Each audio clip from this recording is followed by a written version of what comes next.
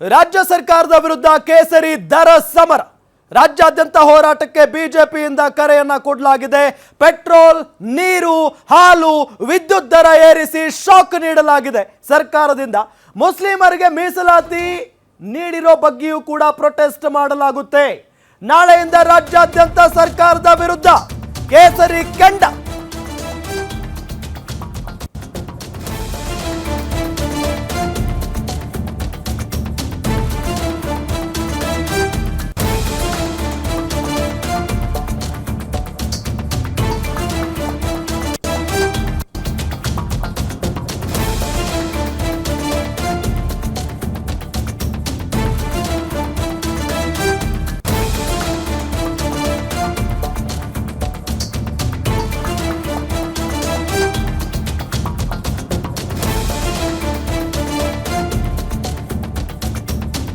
ರಾಜ್ಯಾದ್ಯಂತ ಹೋರಾಟಕ್ಕೆ ಬಿಜೆಪಿ ಕರೆಯನ್ನ ಕೊಟ್ಟಿರೋದು. ಪೆಟ್ರೋಲ್, ನೀರು, ಹಾಲು, ವಿದ್ಯುತ್ ದರ ಏರಿಸಿ ಸರ್ಕಾರ ಜನರಿಗೆ ಶಾಕ್ ಕೊಟ್ಟಿದೆ. ಮುಸ್ಲಿಮರಿಗೆ ಮೀಸಲಾತಿ ನೀಡಿರೋ ಬಗ್ಗೆಯೂ ಕೂಡ ಪ್ರೊಟೆಸ್ಟ್ ಮಾಡಲಾಗುತ್ತೆ. ನಾಳೆಯಿಂದ ರಾಜ್ಯಾದ್ಯಂತ ಸರ್ಕಾರದ ವಿರುದ್ಧ ಕೇಸರಿ ಕಲಿಗಳು ಪ್ರತಿಭಟನೆಯನ್ನ ಮಾಡಲಿದ್ದಾರೆ. ನಾಳೆ ಬಿಜೆಪಿಯಿಂದ ಜನಾಕ್ರೋಶ ಆಂದೋಲನವನ್ನ ಹಮ್ಮಿಕೊಳ್ಳಲಾಗಿದೆ. ಮೈಸೂರಿನಲ್ಲಿ ಆಂದೋಲನಕ್ಕೆ ಕೇಂದ್ರ ಸಚಿವ ಪ್ರಹ್ಲಾದ್ ಜೋಶಿ ಚಾಲನೆಯನ್ನ ನೀಡುತ್ತಾರೆ. ಕೇಸರಿ ದರ ಸಮರ ಸರ್ಕಾರದ ವಿರುದ್ಧ ರಾಜ್ಯಾದ್ಯಂತ ಹೋರಾಟಕ್ಕೆ ಬಿಜೆಪಿ ಕರೆಯನ್ನ ಕೊಟ್ಟಿದೆ. ಪೆಟ್ರೋಲ್ ದರ ಏರಿಕೆ ಆಗಿದೆ, ನೀರಿನ ದರ ಏರಿಕೆ ಆಗಿದೆ, ಹಾಲಿನ ದರವೂ ಕೂಡ ಏರಿಕೆ ಆಗಿದೆ, ಡೀಸೆಲ್ ದರವೂ ಕೂಡ ಏರಿಕೆ ಆಗಿದೆ. ಹಿಂಗಾದ್ರೆ ಬದುಕೋದು ಹೆಂಗ ಸ್ವಾಮಿ ಅಂತ ಹೇಳಿ ಜನ ಪ್ರಶ್ನೆಯನ್ನ ಮಾಡ್ತಾ ಇದ್ದಾರೆ. ಇದೆಲ್ಲದರ ನಡುವೆ ಈಗ ವಿಪಕ್ಷ ಬಿಜೆಪಿಯು ಕೂಡ ಪ್ರತಿಭಟನೆಗೆ ಮುಂದಾಗ್ತಾ ಇರೋದನ್ನ ಗಮನಿಸ್ತಾ ಇದ್ದೀವಿ. ನಿಮ್ಮ ಗ್ಯಾರಂಟಿ ಯೋಜನೆಗಳಿಗೋಸ್ಕರ ಜನರ ಮೇಲೆ ಬರೆ ಎಳೆಯುವಂತ ಕೆಲಸವನ್ನ ಮಾಡ್ತಾ ಇದ್ದೀರಿ ಅನ್ನೋ ನಿಟ್ಟಿನಲ್ಲಿ ಸರ್ಕಾರದ ವಿರುದ್ಧ ಬಿಜೆಪಿ ನಾಯಕರು ಆಕ್ರೋಶವನ್ನ ಹೊರಹಾಕ್ತಾ ಇದ್ದಾರೆ. ಆರ್ಥಿಕತೆ ಸಂಪೂರ್ಣವಾಗಿ ಕುಸಿದು ಹೋಗಿದೆ. ರಾಜ್ಯದ ಬೊಕ್ಕಸ ಖಾಲಿಯಾಗಿ ಹೋಗಿದೆ. ಹಾಗಾಗಿನೇ ಜನರ ಮೇಲೆ ನೀವು ನಿರಂತರವಾಗಿ ಬರೆಯನ್ನ ಎಳಿತಾ ಇದ್ದೀರಿ ಅನ್ನೋ ನಿಟ್ಟಿನಲ್ಲಿ ಬಿಜೆಪಿ ಆಕ್ರೋಶವನ್ನ ವ್ಯಕ್ತಪಡಿಸ್ತಾ ಇರೋದು. ಮೊದಲ ಹಂತದ ಆಂದೋಲನ ಏಪ್ರಿಲ್ 7 ಮೈಸೂರಿನಲ್ಲಾಗುತ್ತೆ. ಮೊದಲ ಹಂತದ ಆಂದೋಲನ ಇದು ಮೈಸೂರಿನಲ್ಲಿ. ಅದಾದ ನಂತರ ಏಪ್ರಿಲ್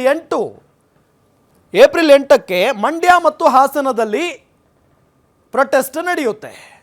ಏಪ್ರಿಲ್ 9ರಂದು ಕೊಡಗು ಮತ್ತು ಮಂಗಳೂರಿನಲ್ಲಿ ಹೋರಾಟ ಜೋರಾಗಿರುತ್ತೆ. ಕೊಡಗು ಮತ್ತು ಮಂಗಳೂರಿನಲ್ಲಿ. ಇನ್ನು ಏಪ್ರಿಲ್ 10ಕ್ಕೆ ಉಡುಪಿ ಮತ್ತು ಚಿಕ್ಕಮಗಳೂರಿನಲ್ಲಿ ಆಂದೋಲನ ನಡೆಯಲಿದೆ. ಪ್ರತಿಭಟನೆಗಳು ನಡೆಯುತ್ತವೆ ಉಡುಪಿ ಮತ್ತು ಚಿಕ್ಕಮಗಳೂರಲ್ಲಿ. ಏಪ್ರಿಲ್ 13ನೇ ತಾರೀಕು ಶಿವಮೊಗ್ಗ ಮತ್ತು ಉತ್ತರ ಕನ್ನಡ ಜಿಲ್ಲೆಗಳಲ್ಲಿ ಪ್ರತಿಭಟನೆಯನ್ನ ನಡೆಸಲಿದ್ದಾರೆ ಕೇಸರಿ ಕಲಿಗಳು. ಡೇಟ್ ಕೂಡ ಫಿಕ್ಸ್ ಮಾಡಿದ್ದಾರೆ. ಆಯಾ ಡೇಟ್ಗೆ ಯಾವ್ಯಾವ ಜಿಲ್ಲೆಗಳಲ್ಲಿ ಪ್ರತಿಭಟನೆ ಮಾಡಬೇಕು ಅನ್ನೋದನ್ನು ಕೂಡ ಫಿಕ್ಸ್ ಮಾಡಿಕೊಂಡಿದ್ದಾರೆ.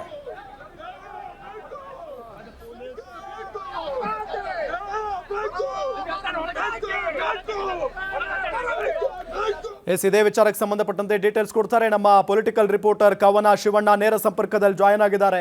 ಕವನ, ಒಂದು ಕಡೆ ಎಲ್ಲದರ ಬೆಲೆಯೂ ಕೂಡ ಜಾಸ್ತಿಯಾಗಿ ಕೂತಿದೆ, ಜನಾಕ್ರೋಶವೂ ಕೂಡ ವ್ಯಕ್ತವಾಗ್ತಾ ಇದೆ. ಇದೆಲ್ಲದರ ನಡುವೆ ಈಗ ಬಿಜೆಪಿಯು ಕೂಡ ನಾಳೆಯಿಂದ ಒಂದು ಆಂದೋಲನ ಹಮ್ಮಿಕೊಂಡಿರೋದು. ಯಾವ ರೀತಿಯಾಗಿರುತ್ತೆ ಒಂದು ಪ್ರತಿಭಟನೆಗಳು ಅಂತ?